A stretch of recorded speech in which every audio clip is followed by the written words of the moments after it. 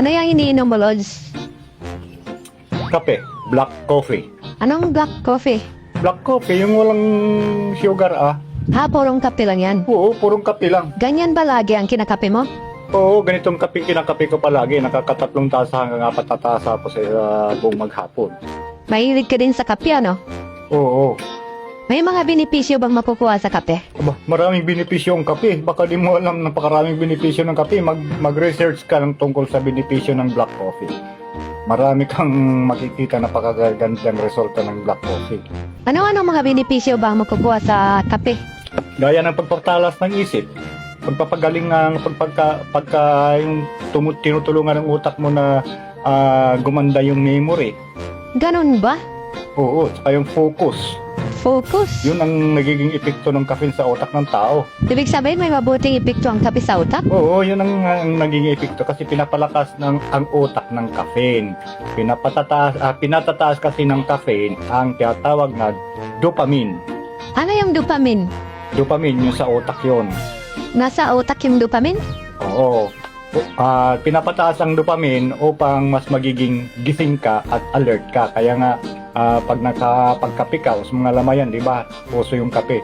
Kasi nga, pinapataas ng caffeine yung dopamine natin. Nagiging alerto tayo. Saka, ang isa pang katangian ng kape ay pinoproteksyonan ng kape ang ating memorya. Binabawasan nito ang panganib ng mga sakit sa utak tulad ng Parkinson's disease, Alzheimer, ganon, pinoproteksyonan tayo ng caffeine. Tapos, pinapabilis pa ng caffeine ang ating metabolism. Yung pagda-diet o tinan mo ako, hindi ako tumataba talaga. Mula sa pool, mula binata ako, ganito na ang katawan ko. Hindi ako tumataba talaga, pero hindi naman ako sakitin. Kasi mahilig nga ako sa kape. Lalo ako, puro ako black coffee lang talaga. Hindi ka nag-asukal? Oo, di ako nag-aasukal. Ganun ba? Saka, yun nga, nakakatulong itong kape sa pagpapayat. Pinabibilis nito ang ating metabolismo ng mula 3% hanggang 11%. Ganon kabilis ang naitutulong ng kape. Tapos sinusunog pa ng caffeine ang ating mga taba. Yung mga taba natin sa katawan, mga nakaimbak natin, mga nakatago nating taba, yon. Tinutulungan tayo ng caffeine na masunog yon at para gawing energy ng ating katawan. Kaya lumalakas ang ating enerhiya. Basta't may nagkakape ka ng black coffee. Ganun pala ang mga epekto ng black coffee? At bukod doon, proteksyonan tayo laban sa mga sakit-sakit gaya ng diabetes. Nababawasan ng caffeine o ang caffeine ay nakakatulong na mabawasan yung pagkakaroon natin ng tinatawag na type 2 diabetes. Yung chance natin na magkaroon ng type 2 diabetes, imbis na halimbawa 80%, nagiging 60% o 50% na lang dahil tinutulungan tayo ng caffeine. Tapos inalagaan pa ng kape o ng caffeine ang ating atay.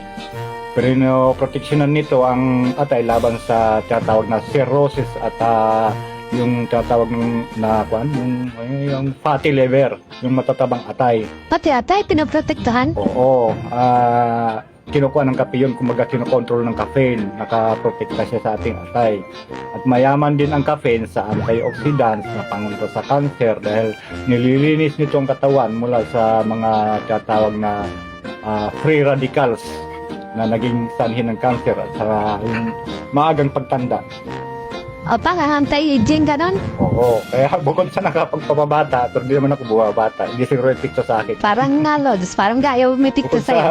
bukod sa nakapagpabata, tinutulungan pa tayong dipinsan tayo sa mga cancer, sa diabetes, pinapatalas pa ang ating memorya, pinapanatili pa yung katawan natin na alerto at nagbibigay pa ng lakas sa atin, yung stamina. Ibibigyan pa tayo ng stamina ng kape.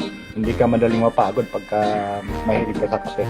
Ang dahil palang benefits ng kape? Oo, ganun ang kuha ng black coffee. Black coffee no sugar no sugar, black coffee. No sugar, black coffee lang.